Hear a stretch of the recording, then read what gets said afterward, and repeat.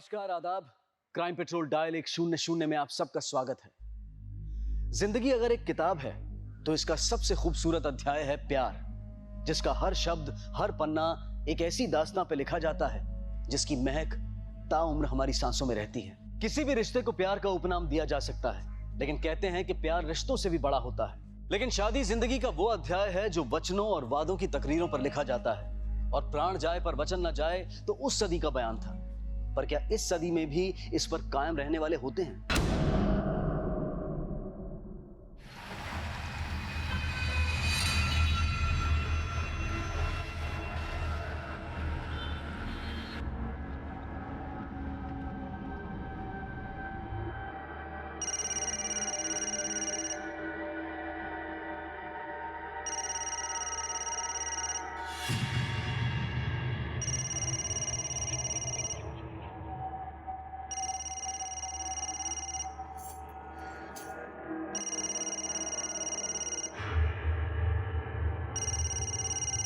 Hello.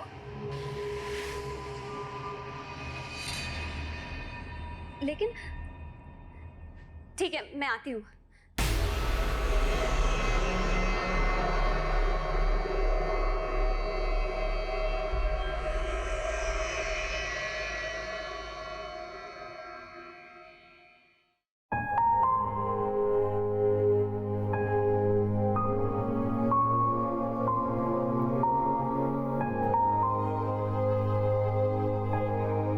देखो ऋतु, वैसे तो हम एक दूसरे को जानते हैं, लेकिन एक नई शुरुआत के लिए फिर से अजनबी बन जाएं।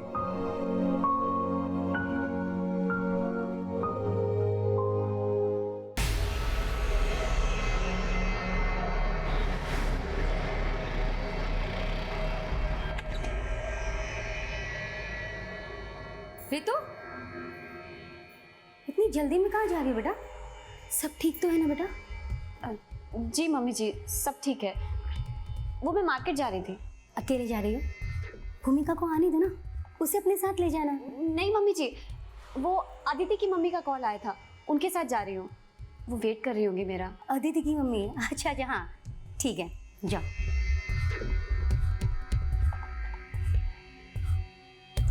हाय भाभी। अरे अजीब है, देखा भी नहीं। हेलो, घर पहुंच गई? हाँ, पर ये जो तुम्हारी सो कॉल्ड रितु दीदी है ना, आजकल बहुत एटीट्यूड दिखाने लगी है। मेरी सो कॉल्ड रितु दीदी तुम्हारी भाभी भी तो है, और रहा उनका एटीट्यूड तो उसका टेंशन ना लो, मैं हैंडल कर लूंगा, ठीक है? ठीक है।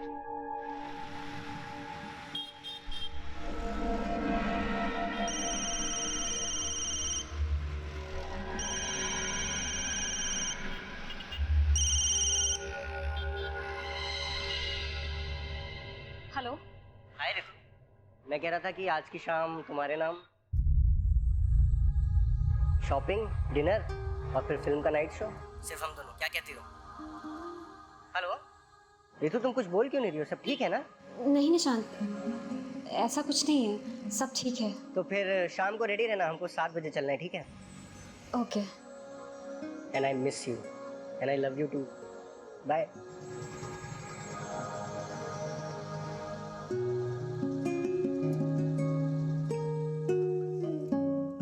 कितनी अच्छी है ये ना?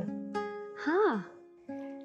तुमको पता है, जब तक तुम्हारे हाथों की ये मेहंदी नहीं उतरेगी ना, तब तक ये पिक्चर मेरी डीपी से नहीं हटेगी। और मेहंदी उतरने के बाद? मेहंदी उतरने के बाद डीपी चेंज, स्टेटस चेंज। मान लो कल को अगर हम एक दूसरे को कुछ और नजर आए तो भी हम एक दूसरे को सिर्फ और सिर्फ प्यार की नजर से ही देखेंगे।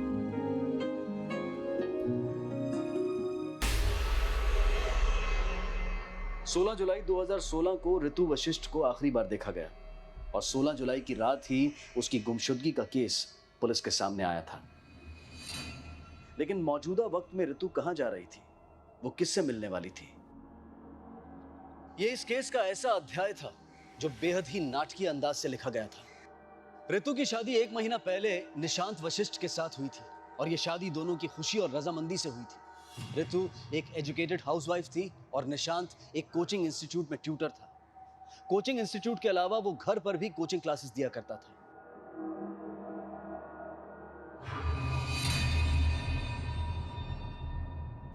रितु,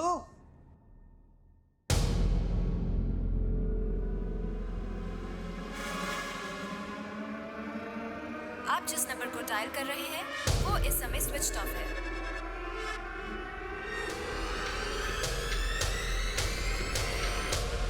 ऋतु का लापता होना एक ऐसा अजीब इत्तेफाक था जिसका संबंध एक अजीब शख्सियत से जुड़ा था। आखिर कौन था वो? अदिति की मम्मी? हाँ सर, रितु आज दिन में यही बोलकर निकली थी कि वो अदिति की मम्मी के साथ में मार्केट जा रही है और अब तक नहीं लौटी। शाम से उसका फ़ोन भी नहीं लग रहा है सर। ये अदिति और उसकी मम्मी क्या लगते हैं आपके? सर अदिति मेरी स्टूडेंट है, मुझसे घर पर ट्यूशन पढ़ने आती है। वहीं पर रितु और अदिति की पहचान हुई। शायद रितु को कोई गलतफहमी हो गई सर। वो किसी और औरत को अदिति की मम्मी समझ बैठी। क्या मतलब? किसी और औरत को अदिति की मम्मी समझ बैठी? हाँ सर, दरअसल 3-4 दिन पहले ही रितु एक औरत को हमारे घर लाई थी। मम्मी जी, ये रजनी जी हैं, आदिति की मम्मी। नमस्ते बहन जी। नमस्ते। हाँ आइए बैठिए ना, मैं आपके लिए चाय बना के लाती अरे नहीं मम्मी जी, आप बैठिए ना इनके साथ, चाय मैं बना के लाती हूँ। हूँ। आइए। रितु ने बोला था कि वो अदिति की मम्मी है, पर सर वो अदिति की मम्मी नहीं थी।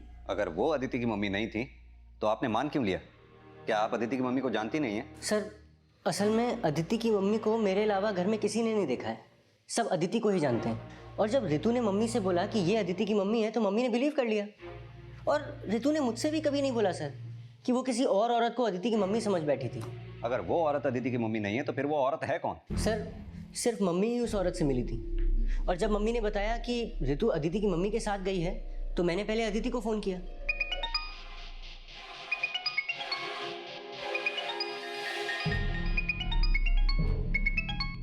सॉरी सर, वो थोड़ा फीवर था इसलिए नहीं आ पाई। नहीं इट्स फाइन अदिति, वो रितु है वहाँ। कौन रितु सर? अरे रितु मेरी वाइफ, वो तुम्हारी मम्मी के साथ मार्केट गई थी ना। रितु मैम और मेरी मॉम के साथ, वो भी मार्केट? अरे रितु ने मेरी मम्मी को बोला कि तुम्हारी मम्मी ने फ़ोन करके उनको मार्केट बुलाया। नहीं सर, ऐसा तो मॉम ने कुछ नहीं बताया अब तक। एक बार जरा अपनी मम्मी से मेरी बात कराना। और मैंने अदिति की मम्मी से बात की तो वो बोली कि वो मेरी वाइफ को जानती ही नहीं है। हमें लगा कि शायद वो हमसे झूठ बोल रही हैं, इसलिए हम लोग उनके घर गए।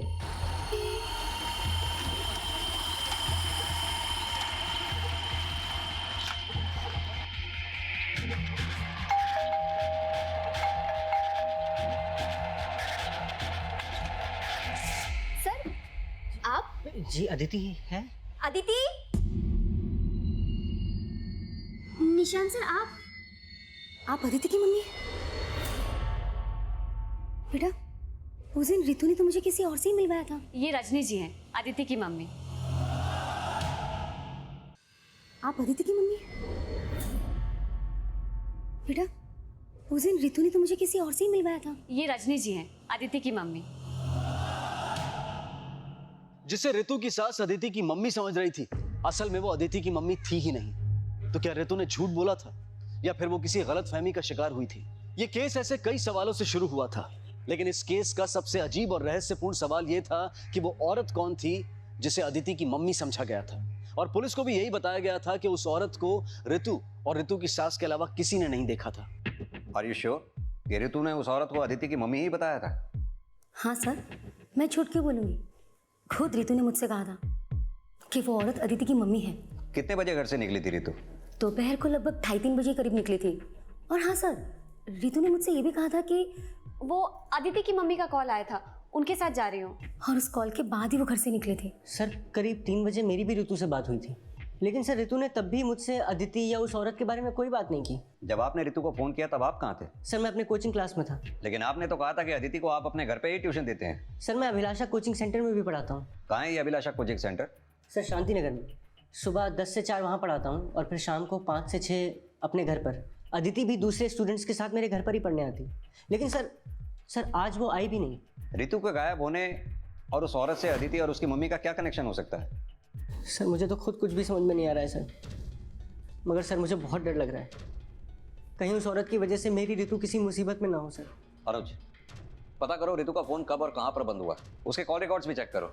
अगर उस औरत ने ऋतु को फोन किया होगा तो ऋतु के कॉल रिकॉर्ड्स में उसका नंबर जरूर आया होगा। आप उस औरत का स्केच बनवा सकती हैं? जी सर। ऋतु की सास द्वारा उस औरत का स्केच बनवाया गया और ऋतु के लापता होने का यह केस उस औरत की असल पहचान पता करने से जुड़ गया, जिसे अदिति की मम्मी बताया गया था।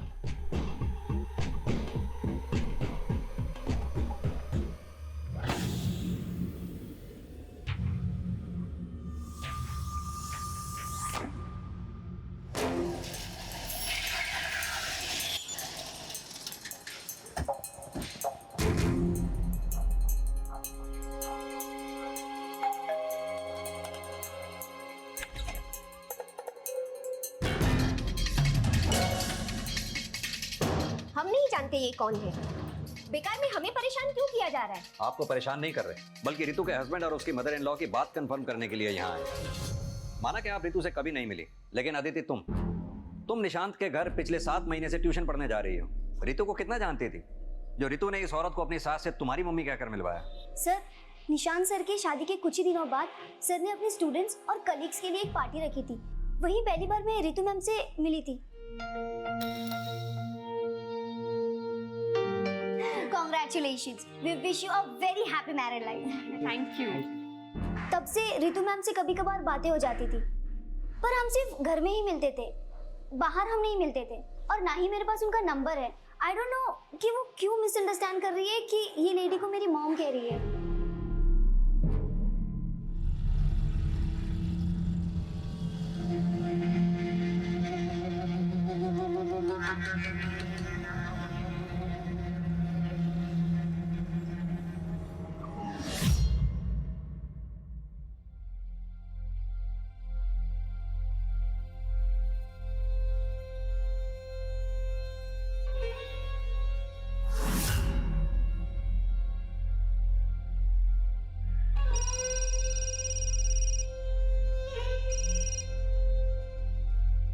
हेलो।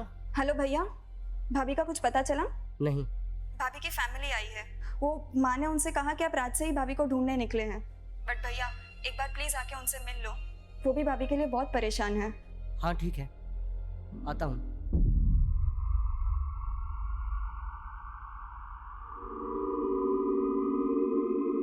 भगवान पे भरोसा रखो समदन जी। लेकिन समदन जी, आपको ऐसा तो नहीं लग रहा कि रितु ने आपसे झूठ बोला है? कैसी बातें कर रहे हैं? मुझे तो रितु पे पूरा भरोसा है, बल्कि हमें तो ये लग रहा है कि उस औरत ने रितु से झूठ बोला होगा। लेकिन मौसी जी, वो लेडी कौन हो सकती है जिसकी वजह से कल रात से रितु दी घर नहीं आई है? वो जो कोई भी हो प्रतीक, मुझे तो लगता है कि ये सब जरूर उस अदिति और अदिति की मम्मी की कोई चाल है।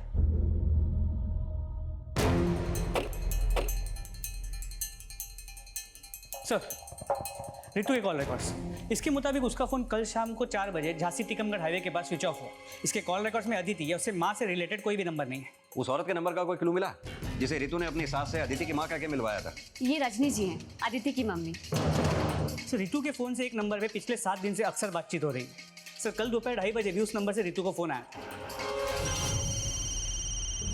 करीब 3:30 बजे रितु की मोबाइल की लोकेशन झांसी हाईवे की थी, जहां से रितु ने उस नंबर पे फोन किया। सर, हो सकता है कि ये नंबर उस औरत से रिलेटेड है। पता चला नंबर किसके नाम पे रजिस्टर्ड है? सर, मोबाइल कंपनी को रिक्वेस्ट भेज दिया, जल्दी पता चल जाएगा। हाईवे के आसपास भी लोगों से पता करो, शायद किसी ने रितु और उस औरत को साथ में देखा हो। और निशांत के घर के अड़ोस पड़ोस में भी लोगों से पूछताछ करो, हो सकता है कोई लीड मिले। सर,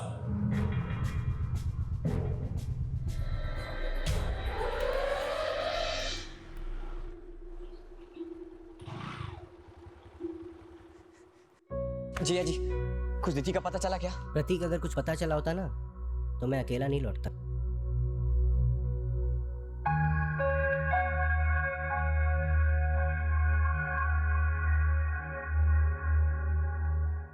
क्या चक्कर है ये सब? तुम्हें कुछ तो अंदाजा होगा ना? पापा, मुझे खुद कुछ भी समझ में नहीं आ रहा है। न जाने रितु ने उस औरत पे कैसे विश्वास कर लिया। और मम्मी, रितु को घर पे आए हुए भी कुछ ही दिन हुए हैं, आपने कैसे उस औरत पे विश्वास कर लिया? मानती हूँ कि मुझसे भूल हुई, मगर मुझे नहीं पता था कि रितु ने तुम्हें भी नहीं बताया कि वो उस औरत से अदिति की मम्मी समझकर मिल रही थी। बेटा, रितु से जरूर कोई भूल हुई होगी। उसे प्लीज गलत मत समझना। नहीं नहीं मम्मी, मैं उसको गलत नहीं समझ रहा हूँ। पापा, मुझे सच में बहुत डर लग रहा है, कहीं रितु के साथ कुछ। रितु के साथ क्या हुआ होगा, वो अब कहाँ होगी, ये रहस्य फिलहाल उस औरत की पहचान के भरोसे था जिसे अदिति की मम्मी की झूठी पहचान दी गई। लेकिन रितु के ससुराल और अदिति के घर से लेकर रितु के मोबाइल की आखिरी लोकेशन तक उस औरत की पहचान का कोई भी सिरा जुड़ता नजर नहीं आ रहा था। और जिस मोबाइल नंबर को उस औरत तक पहुंचने का जरिया समझा जा रहा था, उसका परिणाम भी शून्य था। सर, वो नंबर फेक आईडी पे 7 दिन पहले एक्टिवेट किया गया है और उस नंबर से सिर्फ रितु को फोन किया गया है। यानी कि उस नंबर का इस्तेमाल रितु के खिलाफ साजिश रचने में हुआ। ये अदिति और उसकी मम्मी का कनेक्शन उस औरत या उस नंबर से कोई है क्या? नहीं सर, उस औरत को लेकर अब तक हमारे पास कोई भी लीड नहीं है। हमारे पास ऐसा कोई भी विटनेस नहीं है जिसने उस औरत को देखा हो या उसे पहचानता हो। अनुज, ये औरत अभी हमारे पास एक स्केच के अलावा और कुछ भी नहीं, और इस औरत को शक्ल दी है रितु की सास ने। कहीं ऐसा तो नहीं इस औरत का कोई अस्तित्व ही ना हो? सर मतलब आप कहना चाहते हैं कि रितु की सास ने हमसे झूठ बोला और रितु को गायब करने में उसी का हाथ है? हो सकता है। रितु 1 महीना पहले निशांत से शादी करके इनके घर में आई। एक नई नवेली दुल्हन को गायब करने की वजह दहेज से लेकर कुछ भी हो सकती है। शायद रितु को गायब करने के लिए ऐसी साजिश रची गई जिसमें अपराधी को ऐसी शक्ल दी गई जिसका कोई नाम नहीं, कोई पहचान नहीं। पुलिस अब इस थ्योरी पर काम करने लगी कि कहीं रितु का गायब होना रितु के ससुराल वालों की साजिश तो नहीं, जिसकी इन्वेस्टिगेशन में रितु और निशांत की शादी का वो अध्याय खुलने लगा जिसमें एक तरफ रितु की शादी के बाद से रितु के निशांत और उसके परिवार से संबंध खंगाले जाने लगे और वहीं दूसरी तरफ रितु के परिवार से भी रितु की शादीशुदा जिंदगी और निशांत रितु के आपसी रिश्ते से जुड़े सवाल पूछे जाने लगे। सर मुझे नहीं लगता कि रितु के ससुराल में किसी के साथ भी किसी तरह का कोई मनमुटाव था। हो सकता है कोई ऐसी बात हो जो आप लोगों के कानों तक पहुंची ही ना हो। मेरा मतलब शादी के बाद रितु से कोई ऐसी मांग की गई हो जो वो आप लोगों को बता ही ना पाई हो। सर निशांत और उसकी मम्मी ने तो शादी से पहले भी कोई मांग नहीं रखी थी और इसीलिए हमने मतलब शादी के बाद बिना मांगे बहुत कुछ दिया था सर। और अगर ऐसी कोई बात होती तो रितु हमसे शेयर करती सर। और सर रितु तो निशांत जी और उसकी सास की तारीफ करते हुए नहीं थकती थी। वो वहाँ पे बहुत खुश थी, लेकिन पता नहीं इसकी खुशियों को किसकी नजर लग गई।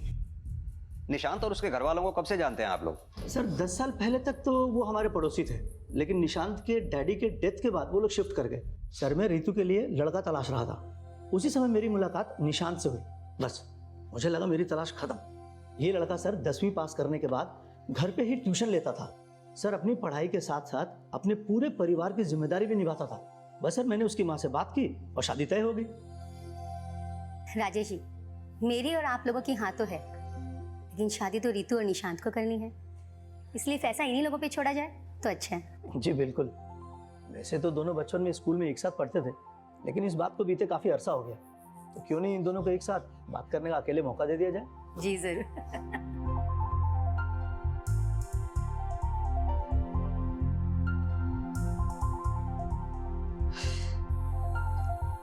तुम बहुत बदल गई हो।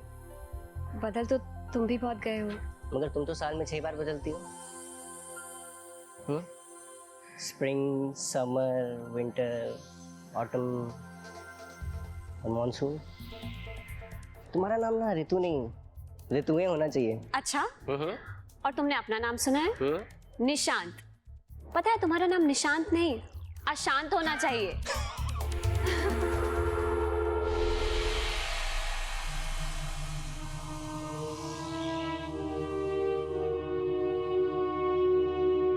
अफसाने भी बदलते हैं बदलते वक्त के साथ।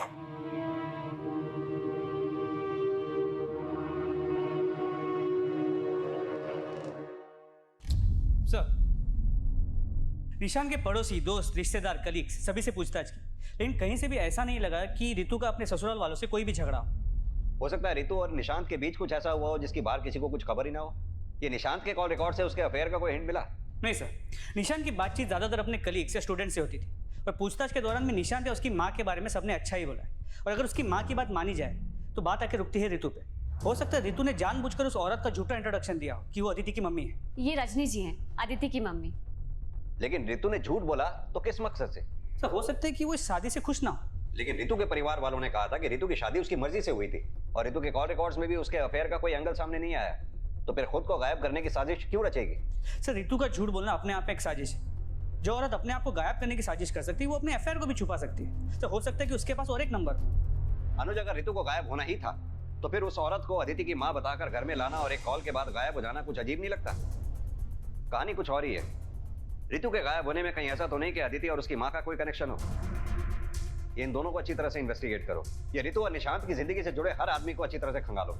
हो सकता है कोई ऐसा हो जो रितु और निशांत की जिंदगी से ना खुश हो। हमें हर पॉसिबिलिटी को अच्छी तरह से खंगालना होगा। जी सर। पिछली बार मैंने घाटे का सौदा किया, लेकिन इस बार नहीं। तुम्हारे ससुराल वालों को तुम्हारा सच पता चल गया तो पता है ना क्या होगा। मम्मी, आप और भैया सिर्फ यही क्यों मान रहे हो कि भाभी को गलत फहमी हुई होगी कि वो औरत अदिति की मम्मी है? ऐसा भी तो हो सकता है ना कि शायद भाभी ने आपसे झूठ बोला हो। तो कहना क्या चाहती है? वो भला मुझसे झूठ क्यों कहेगी? अब ये तो सिर्फ भाभी ही जाने कि वो आपसे झूठ क्यों बोल रही है, लेकिन हो सकता है ना कि शायद भाभी को भैया से शादी ही ना करनी हो और इसी हो भी ना, बस कर। इसके आगे कुछ कहा ना तो।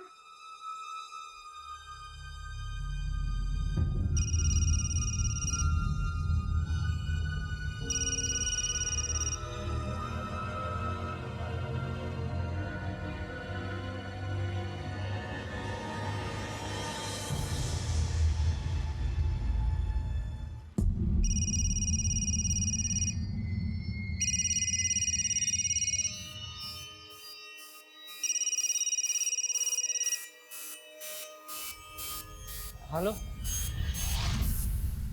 प्लीज जूही, तू वो सारी बातें किसी को मत बताना। अगर ये सारी बातें सामने आ गई तो मेरी मॉम मेरा जीना मुश्किल कर देगी। अदिति, तो कुछ और तो नहीं छुपा रही ना मुझसे? नहीं जूही, मैं और कुछ नहीं छुपा रही हूँ।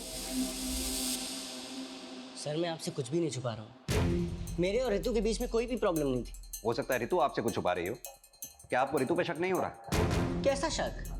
यही कि ऋतु की बातों से कभी आपको ऐसा लगा हो कि उसके पास या प्रेजेंट में किसी के साथ उसका कोई अफेयर रहा हो? अफेयर? नहीं सर, मुझे नहीं लगता ऋतु का कोई भी अफेयर रहा होगा। सर जरूर मेरी ऋतु किसी कॉन्स्पिरेसी का शिकार हुई है। और ये कॉन्स्पिरेसी उस औरत से जुड़ी है जिसके बारे में कोई नहीं जानता। आपको नहीं लगता कि ऋतु ने आपकी माँ से उस औरत के बारे में झूठ बोला हो?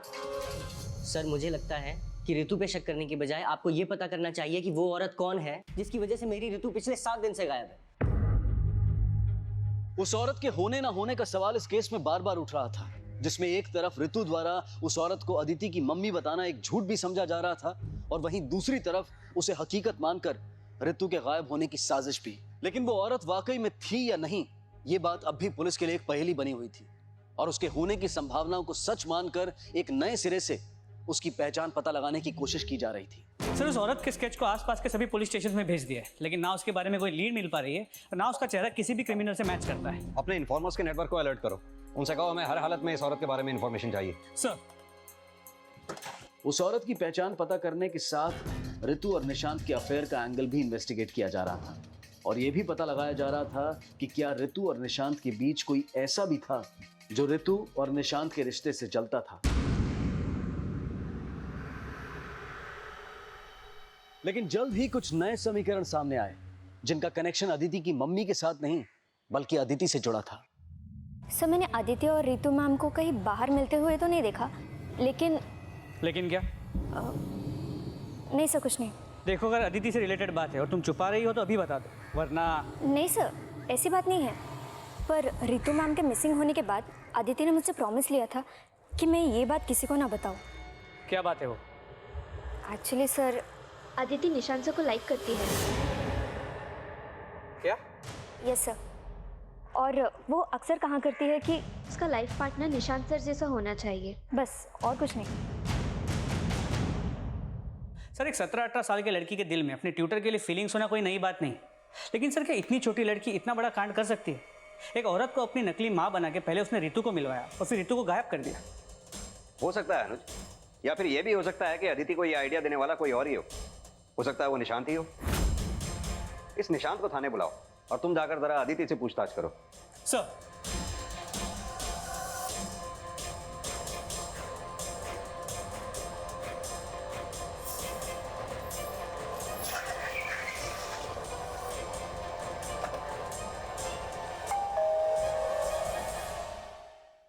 सर ऐसा कुछ नहीं है, आपको जरूर कोई गलतफहमी हुई है। इस बारे में हम अदिति से सुनना चाहते हैं।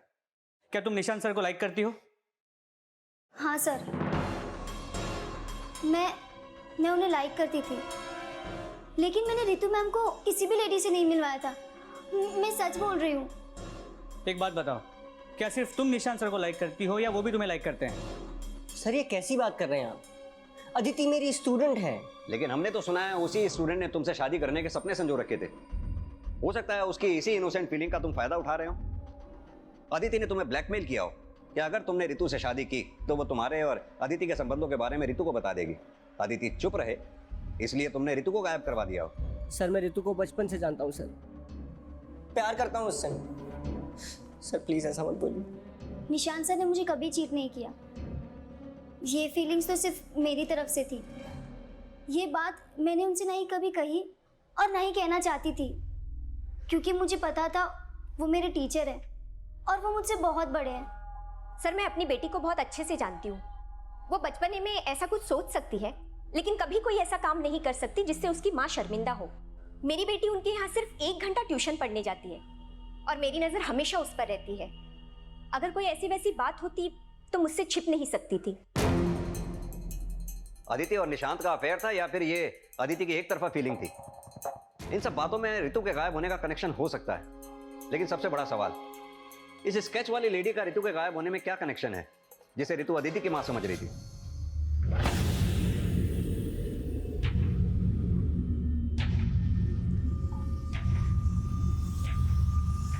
सर, मैंने निशान के बहन की एक्टिविटी चेक किया तो पता चला वो अक्सर रितु के भाई प्रतीक से मिलती रहती है।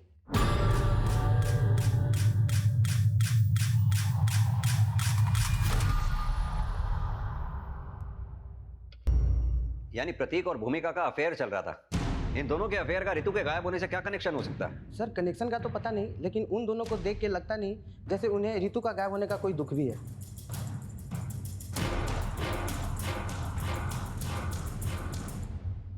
जी सर, मुझे और रितु को पता था कि भूमिका और प्रतीक का अफेयर चल रहा है। आपके कस्टम में आपकी बहन की शादी आपके साले से की जा सकती है? जी सर, लेकिन रितु नहीं चाहती थी कि भूमिका और प्रतीक की शादी हो। वो तो उनको मिलने से भी मना करती थी। तुम दोनों समझ क्यों नहीं रहे हो? देखो, अब से तुम दोनों अकेले में बिल्कुल नहीं मिलोगे, सिर्फ और सिर्फ अपनी पढ़ाई पे ध्यान दोगे। पर दीदी, हम पढ़ाई पे तो ध्यान दे ही रहे हैं ना। प्रतीक, मुझसे बहस मत करो। मैं जितना कह रही हूँ उतना सुनो, वरना मुझे निशांत की मम्मी और हमारे मम्मी पापा से बात करनी पड़ेगी, और तुम्हें अच्छे से पता है वो कैसे रिएक्ट करेंगे। हमने प्रतीक और भूमिका के बारे में पता किया। हमें नहीं लगता कि प्रतीक और भूमिका ने रितु की बातों को सीरियसली लिया हो। सर, भूमिका ने तो मुझे प्रॉमिस किया था कि वो प्रतीक से कभी नहीं मिलेगी, लेकिन प्रतीक सर अपने तरीके से ही सोचता है। कहीं ये तरीका रितु के गायब होने से तो नहीं जुड़ा? नहीं नहीं सर, रितु उसकी बहन है। इन सब बातों का उसके गायब होने से कोई लेना देना नहीं हो सकता। रितु को गायब करने वाला इनमें से कोई भी हो सकता है। अब सवाल यह है कि रितु को गायब करने में इस औरत का हाथ है या इस केस से फिर इस औरत का कोई लेना देना ही नहीं। रितु पिछले 11 दिनों से गायब है। मुझे तो उसके गायब होने में अब सिर्फ 2 ही पॉसिबिलिटीज नजर आती हैं, या तो रितु खुद कहीं भाग गई या फिर किसी अपराध का शिकार हो गई। एक काम करो, रितु के गायब होने से पहले के प्रतीक और भूमिका की एक्टिविटीज चेक करो, उनके कॉल रिकॉर्ड स्टडी करो। हो सकता है इस औरत को रितु से मिलवाने में भूमिका और प्रतीक का ही हाथ हो। सर, उस औरत का पता लगाने के साथ साथ रितु के गायब होने को उसकी हत्या से जोड़कर पुलिस पिछले दिनों मिली अनआइडेंटिफाइड डेड बॉडीज को भी चेक कर रही थी, और साथ ही यह भी पता लगाया जा रहा था कि कहीं रितु का गायब होना ह्यूमन ट्रैफिकिंग से तो नहीं जुड़ा है। लेकिन फिलहाल रितु के बारे में पुलिस के पास कोई सुराग नहीं था, लेकिन जल्द ही मिली एक सूचना से इस केस में एक नया मोड़ आ गया। सर, वो फेक आईडी का नंबर जिससे रितु को फोन किया गया था अभी अभी झांसी टिकमगढ़ हाईवे के पास स्विच ऑन हुआ है, और इस नंबर से फिर से एक कॉल किया गया, इस बार रितु के भाई प्रतीक को, जिसके बाद ये नंबर फिर से स्विच ऑफ हो गया। जिस जगह पे ये फोन ऑन हुआ है फौरन एक टीम वहां भेजो और रितु के भाई प्रतीक का फोन सर्वेलेंस पे डलवाओ। सर,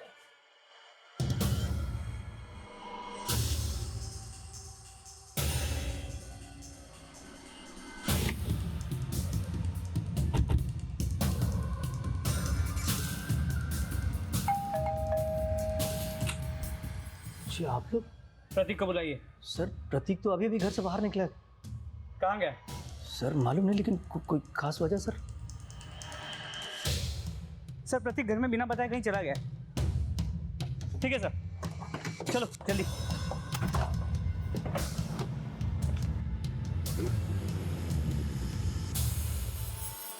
ठीक है सर, प्रतीक का फोन हाईवे के उसी स्पॉट की तरफ मूव हो रहा है जहां से उसे फोन आया था।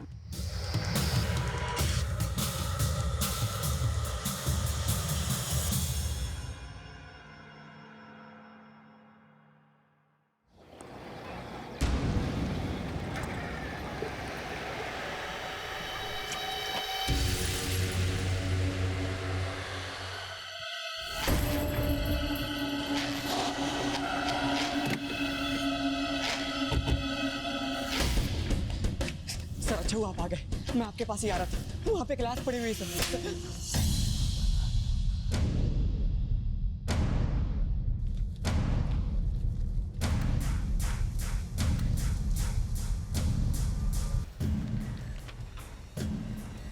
सर, ये तो वही औरत लग रही है जिसका स्केच निशान की मां ने बनवाया था। अब ये साफ हो चुका था कि उस औरत का अस्तित्व था जिसका स्केच रितु की सास ने यह कहकर बनवाया था कि रितु ने उसे अदिति की मम्मी समझा था। लेकिन उस औरत की हत्या का क्या राज था और ऋतु अब तक कहां थी? इन सारे रहस्यों को जानने के लिए अब ऋतु का भाई रिमांड पर था।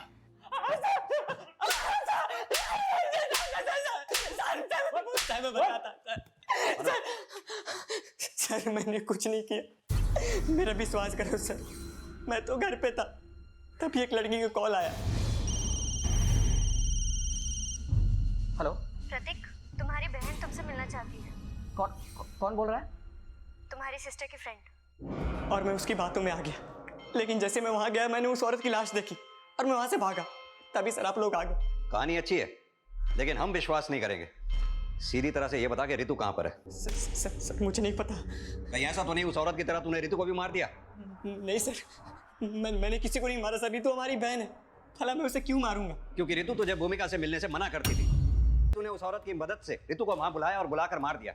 उस औरत की वजह से तू ना फंस जाए, बाद में तूने उस औरत को भी मार दिया। नहीं सर, मैंने किसी को नहीं मारा सर। अनुज, इसकी तब तक पिटाई करते रहो जब तक ये सच ना बोले। सर मेरे बेटे ने ऐसा क्या कर दिया सर जो आपने उसे अरेस्ट कर लिया? आपके बेटे को हमने उस औरत की लाश के साथ अरेस्ट किया है जो ऋतु के साथ अदिति की मां बनकर आई थी, और हमें शक है कि ऋतु को प्रतीक नहीं मारा है। नहीं साहब, ऐसा नहीं हो सकता साहब, उसे जरूर कोई फंसा रहा है। प्लीज साहब, उसे छोड़ दीजिए प्लीज। हम उसे ऐसे नहीं छोड़ सकते। आप लोग अभी जा सकते हैं। लेकिन मैंने कहा ना, आप लोग अभी जा सकते हैं। भूमिका, तुमसे कुछ पूछताछ करनी है। रश्मि, भूमिका को अंदर लेके आओ। हाँ सर, मैं मानती हूँ कि भाभी के मना करने के बाद भी मैं और प्रतीक एक दूसरे से मिलते थे, लेकिन ना ही प्रतीक ने कुछ किया और ना ही मैंने। तुमने क्या किया है क्या नहीं किया ये तो हम पता कर ही लेंगे। अभी तो तुम्हें जाने दे रहे हैं, लेकिन हमसे पूछे बगैर ये शहर छोड़कर जाना मत कहीं। पापा, मैंने और ऋतु ने प्रतीक और भूमिका दोनों को समझाया था, लेकिन प्रतीक और भूमिका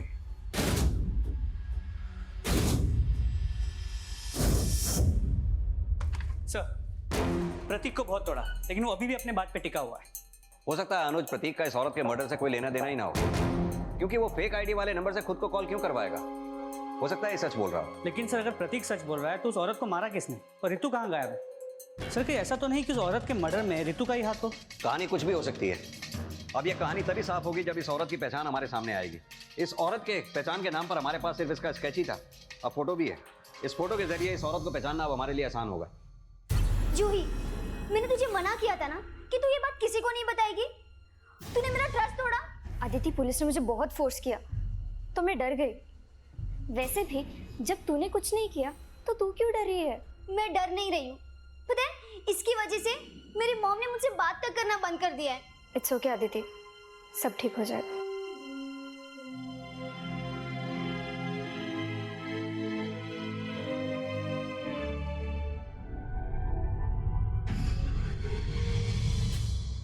ये उसी औरत का फोटो है। इसकी लाश हमें मिली है झांसी हाईवे, तो झांसी से लेकर टीकमगढ़ तक अपने पूरे नेटवर्क को फैला दो। कैसे भी करके मुझे इस औरत की पूरी इन्फॉर्मेशन चाहिए, जल्द से जल्द। ठीक है साहब। ऋतु की लीड तलाशने के लिए पुलिस अब उस औरत की फोटो के जरिए उसकी पहचान पता लगाने का प्रयास कर रही थी, और इसी दौरान उसकी पोस्टमार्टम रिपोर्ट सामने आई। सर, उस औरत के पोस्टमार्टम रिपोर्ट के मुताबिक उसका मर्डर उस फेक नंबर से प्रतीक को किए गए कॉल से 2 घंटे पहले ही हो चुका है। इसका मतलब प्रतीक सच बोल रहा है? जी सर, लेकिन प्रतीक ने यह भी बताया था कि उस कॉल में उससे एक लड़की ने बात किया था। अब ये लड़की कौन हो सकती है? Sir, 1 minute. हाँ साहब, वो फोटो वाली औरत का पता चल गया है। शीतल नाम है उसका, ललितपुर में प्रगति क्लासेस में रिसेप्शनिस्ट का काम करती थी। रहती कहाँ थी वो?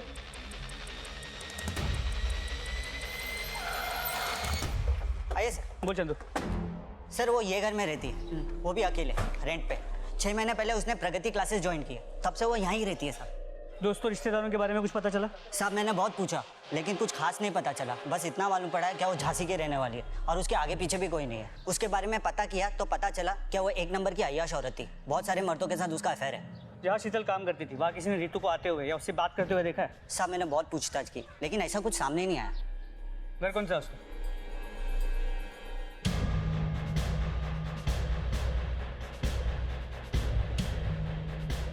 दरवाजा तोड़ो।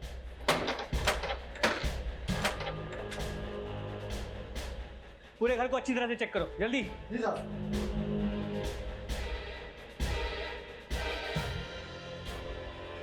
सर, यहाँ कुछ नहीं मिला। सर घर में कुछ नहीं मिला, लेकिन मैं यहाँ पूछताछ करवाता हूँ और एक टीम को झांसी भेजता हूँ, शायद कोई लीड मिल जाए। जी सर। आखिरकार उस औरत की पहचान शीतल नाम से हो गई और पुलिस ने जब शीतल का बैकग्राउंड खंगाला तो रितु के खिलाफ रची गई साजिश का पर्दाफाश हो गया। सर, शीतल की पूरी इन्फॉर्मेशन निकाल ली है। 1.5 साल पहले टीकमगढ़ के ब्राइट फ्यूचर कोचिंग क्लासेस में वो रिसेप्शनिस्ट का काम करती थी। उसी दौरान निशांत भी वहाँ पढ़ाने जाया करता था और उन दोनों के बीच फ़ोन पे बातें भी हुआ करती थी। सर, उसके करंट कॉल रिकॉर्ड्स को चेक किया तो पता चला 10 दिन पहले उसके नंबर पे जूही के नंबर से एक कॉल किया गया। ये जूही कौन है? सर, जूही भी अदिति के साथ निशांत के घर पे ट्यूशन पढ़ने जाती है।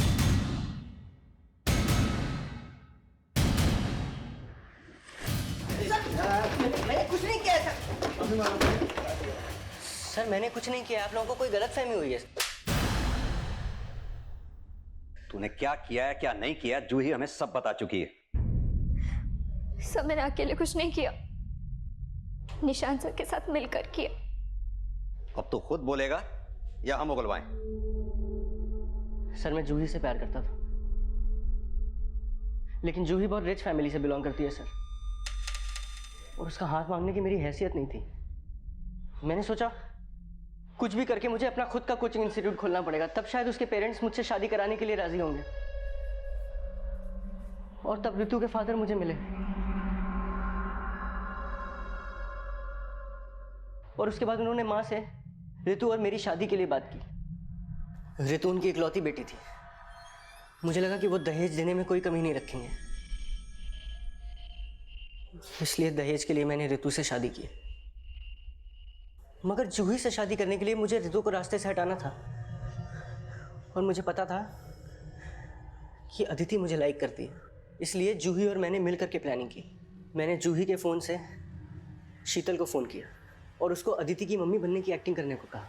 मुझे पता था कि शीतल पैसों के लिए कुछ भी कर सकती है। सर, जूही और शीतल रितु से मार्केट में मिले और जूही ने शीतल को अदिति की मम्मी बता करके इंट्रोड्यूस किया, और शीतल ने भी रितु से अदिति की मम्मी बन करके दोस्ती शुरू की, और धीरे धीरे उससे ये कहना शुरू किया कि उसे शक है कि मेरा और अदिति का अफेयर चल रहा है। और उस दिन रितु को बाहर बुलाने के लिए शीतल ने रितु को फ़ोन करके कहा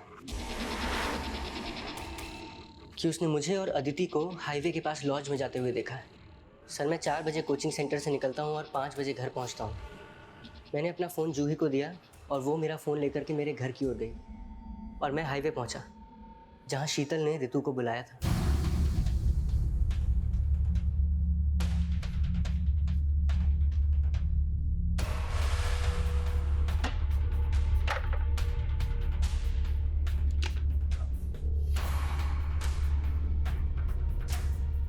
अदिति की मम्मी का इंतजार कर रही हो? निशांत? सॉरी रितु, तुमने एक ऐसी कश्ती में पैर रखा था जिसे एक ना एक दिन डूबना ही था। निशांत?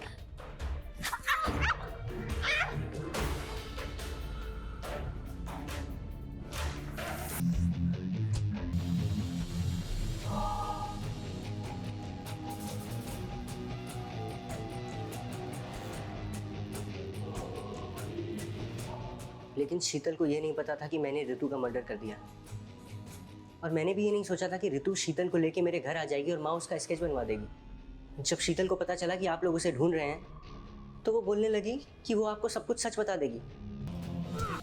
और जिस फ़ोन से शीतल रितु को फ़ोन करती थी उससे जूही ने प्रतीक को फ़ोन किया।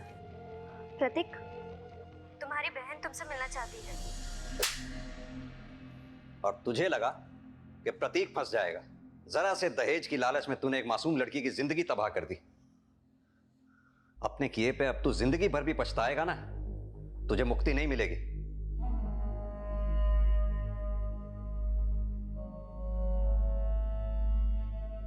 रितु और निशांत का रिश्ता सिर्फ पति पत्नी का नहीं था, वो दोनों बचपन के दोस्त भी थे।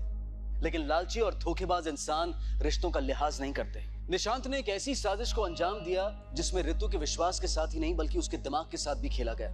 लेकिन अगर रितु एक बार भी इन बातों का जिक्र अपने माता पिता से करती तो शायद वो इस बुरे अंजाम से बच सकती थी। किसी भी अनजान व्यक्ति को जाने समझे बिना उसकी हर बात पर यकीन कर लेना और अपनों के साथ अपनी तकलीफ को साझा ना करना हमारी एक ऐसी भूल हो सकती है जिसमें कभी कभी हमें पछताने का मौका भी नहीं मिलता। इसी विचार के साथ मैं अनूप सोनी अब आपसे विदा लेता हूं। फिर मुलाकात होगी अगले एपिसोड में एक और चौंका देने वाले केस के साथ। तब तक अपना और अपने परिवार का ख्याल रखें और देखते रहें क्राइम पेट्रोल डायल 100। सबक एक को, सीख हम सबको।